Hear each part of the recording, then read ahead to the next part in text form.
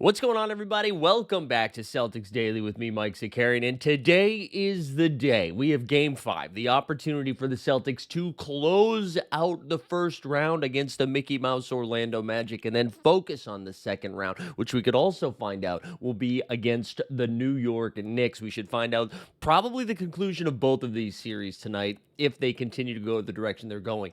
And the biggest thing I want to focus on heading into tonight, the thing I want to see the most is Kristaps Porzingis continuing to see his role evolve on both ends of the floor. We always know KP is a tough rim defender on the defensive end, but the offensive end, he's been kind of up and down in the first round. And though the most recent game, in Game 4, he even talked with Jay King of The Athletic after the game that he seemed to kind of find his rhythm a little bit after studying some tape from the first 3 games of the series. Most notably, just as we see the little pick and pop, normally we see, right, Kristaps Porzingis set a screen, bounce outside, knock down the three. Three ball wasn't falling a ton, so what he started to do instead was dive at the rim and do a little rim running and just roll towards the basket. And we saw a lot of success. And now, even though KP got into a ton of foul trouble in Game 4, to the point that Mazzulla was even like, hey man, you're not going to start the second half, he still managed to put in 19 points. And in 2 of the 3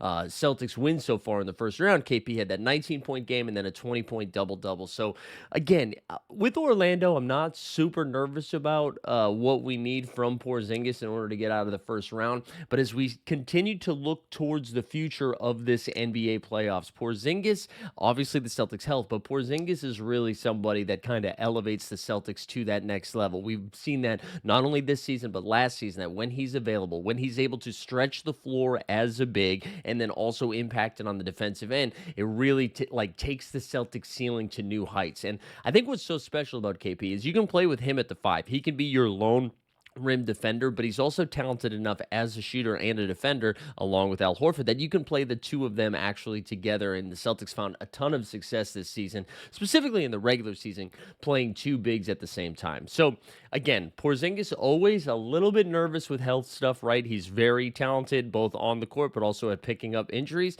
So we're hoping to see him stay healthy throughout this playoff run, which seems to be a problem for the Boston Celtics. I don't know why they can't stay healthy, but that's what we're running into this postseason so far. But if KP is able to stay on the floor and is now starting to get into a rhythm. And again, Orlando, not the easiest offensive defensive matchup in the league, right? Orlando plays some tough, hard-nosed defense, very, very physical. And I do think the Celtics, whoever they play in the second round, most likely the New York Knicks, it's going to feel like an easier matchup in that sense. The New York Knicks, obviously a far more talented team than the Orlando Magic, can put up points like the Magic can't. Anytime the Magic get to 100, they throw a parade in Disneyland.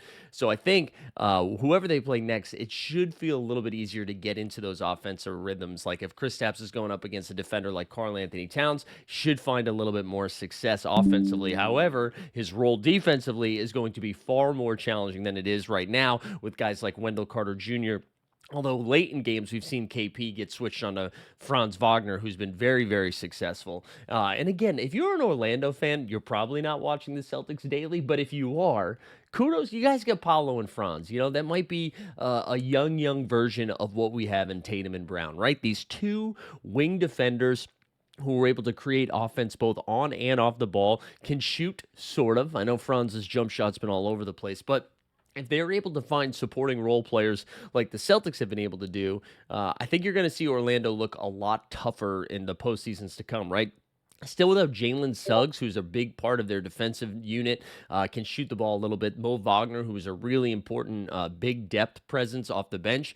But if they can actually start filling it in and attract some free agents, which maybe we'll talk about here in a little bit, I think Orlando could be a tougher team in the upcoming seasons. And also, people love to say, "Hey, there's no state tax in Florida," so maybe people will want to go to Florida. And I don't think they're going to want to go to Miami after that game we saw last night. Whoo boy! I don't know how many of you watched that Cleveland Cavaliers Game 4. If you did, you only had to watch the first 5 minutes. I think they were up 60 plus at some point. The Cavs sent Miami packing. They gave up early. Bam Adebayo spent more time on the bench with the towel wrapped around his face than he did on the court last night. Just ugly stuff. But hopefully the Celtics are able to do the same to the state of Florida tonight against the Orlando Magic. And again, I think KP KP is the key moving forward. Some a little concerning news here. Joe Mazzulla, right? Joe Mazzulla, before Game 4 is like, I actually like what we're seeing from Drew Holiday's progression. Should have him back for Game 5. Drew Holiday then got ruled out yesterday. They wasted no time ruling him out of the game. That makes me a little bit nervous going forward. Now, I don't know if the Celtics looked at the schedule and they were like, hey, we're up 3-1. We can beat them at home. Peyton Pritchard's going to play better at home. Sam Hauser's going to play better at home. Luke Cornett's going to do some weird stuff. Maybe that's how they were looking at it. And they're like, let's give Drew a little extra rest so we don't have to rush him back too soon and then re-aggravate the hamstring and then or a quad or whatever it is. Then he's going to start missing more time into the second round. But I don't love that he was ruled out a day in advance. I want Drew Holiday back, much like Porzingis' health, much like Jaylen Brown's knee. For the Celtics to have any sort of title defense aspiration, they need all of their guys ready to go. And that's not a hot take that they need to be healthy to win. But this Eastern Conference is very different than last year's Eastern Conference, where they like with Porzingis missed so much time, right? Played a little bit in the first round, then got hurt in that Miami series. We didn't see him again until the finals. You're not going to have that same sort of path this season where the Cleveland Cavaliers are way better than the Cavs team we played last season. We've seen Mobley get a lot better, right? Mitchell and Garland have like this great two-man game going. Ty Jerome and DeAndre Hunter off the bench. The Cavs are a different team this season. And then the Indiana Pacers, who are most likely going to be playing the Cavs in the second round, also a different team this season. They actually play defense. They still score a ton of points. They still have that high-flying offense, but they D up now. And then on the other side of the bracket, in the second round, the Knicks are also not going to be like a walkover matchup. Like, I know their defense has some issues, and Coach Tibbs is a little jumpy these days. But you know that starting five of Brunson, Bridges, Hart, OG Anunoby, and Karl Anthony Towns will give them fits if they are not ready to go. Brunson, who has just been an elite postseason scorer, basically averaging 30 plus a game so far in this first round. If you don't have White and Holiday to just chuck at him, it's going to be a problem. So let's hope that the Celtics are just using caution. Although I don't think that is the case, because if he was, I don't think the Celtics want to extend the series. So if he was ready to go, I think they would play him tonight to just make sure that they finish this in Game 5. Because the last thing you want to do is blow this opportunity at home. Then all of a sudden you have to go back to Florida to play another game. And then if you lose that one, then it's Game 7 and anything can happen. You don't want a Game 7 first round series, especially with the health of the Celtics. And Porzingis, we talked about Jaylen Brown's knee that's just dragging around his finger, and against this Orlando team who's so freaking physical. So again, hopefully it's caution, but I don't love it. I do not love it. Get better soon, Drew. We need you. No more holidays, okay? We need you. We need you playing basketball. I wanted to touch on this a little bit because we're starting to see some teams get eliminated, right? We saw Miami get sent home. Memphis get sent home. Golden State beat Houston last night in a close game to go up 3-1. Houston's on the brink of going home. And we saw what happened with the Dame injury in Milwaukee. So now you're starting to hear some rumors, like where is Kevin Durant going to go? Is Giannis Antetokounmpo no longer going to be in Milwaukee next season? And you start to take the lay of the land of where some of these stars may end up. And I just want to throw some, on John Morant, that's another one. But I just wanted to point out some teams that are probably going to be hunting in the offseason market. Pay attention to what the Memphis Grizzlies are going to do, because I can see the Memphis Grizzlies are not going to tear it down to the studs. They already said they're not blowing this whole thing up, but it does sound like they are going to try to tweak this roster to still be competitive. Now, I don't know if that means John Morant, or if that means Jaren Jackson Jr. or Desmond Bane, but I could see one of those three being on a different team next year. The Brooklyn Nets are also a team to watch because they are one of the few teams that just have all of their cap space ready. They also have some assets to make some moves, so they could be a destination for Giannis Antetokounmpo. But my only concern with Brooklyn, and everybody's excited that Brooklyn might get a little feisty here, why would Giannis go from a team in Milwaukee that can't win to a team in Brooklyn that can't win? My guess is that Giannis probably goes to a team that has an opportunity to compete now as he is in the midst of his prime, right? So I'd pay attention to Houston. If Houston gets bounced out of this first round in 4 games after being the 2 seed in the West and seeing Jalen Green have 1 really good game and 3 really bad games, Fred VanVleet's going to be on the last year of his deal.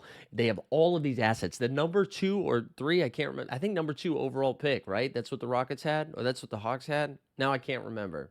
3 overall pick, whatever. They took Reed Sheppard, is the point. Reed Sheppard has barely played any minutes. He spent most of his time in the G League this season. Do they want to move off of somebody like Reed Sheppard, who still has a ton of value, but insiders in Houston know that the Rockets love Reed Sheppard. So maybe it's somebody like Jalen Green, who has a somewhat favorable deal. Maybe he gets moved and along with some picks to try to attract somebody like Giannis or Kevin Durant in Phoenix, who clearly is not going to be on the Suns. The Suns made it sound like Devin Booker is going to be there for the rest of his career, but again, Phoenix is like so limited in the moves that they can make. So again, there is a lot to pay attention to. The Lakers, who are currently down 3-1, if they get bounced in Game 4, you've got LeBron, who is an AARP card holder, right? He's in his 40s. You have Luca, who is extension eligible. They still need to re-sign him. Austin Reeves, who's extension eligible, I believe. And it sounds like he'll hit unrestricted free agency, whether it's this season or next season. I can't remember. So a lot of major market teams are going to have some tough decisions to make. And if the Knicks get bounced quickly by the Celtics in the second round, God willing, do the Knicks start looking around being like, what, do we have enough? And because they were in the Giannis rumors. You got the Philadelphia 76ers, right? They're in the top of the lottery. What if they win the lottery and get Cooper Flag?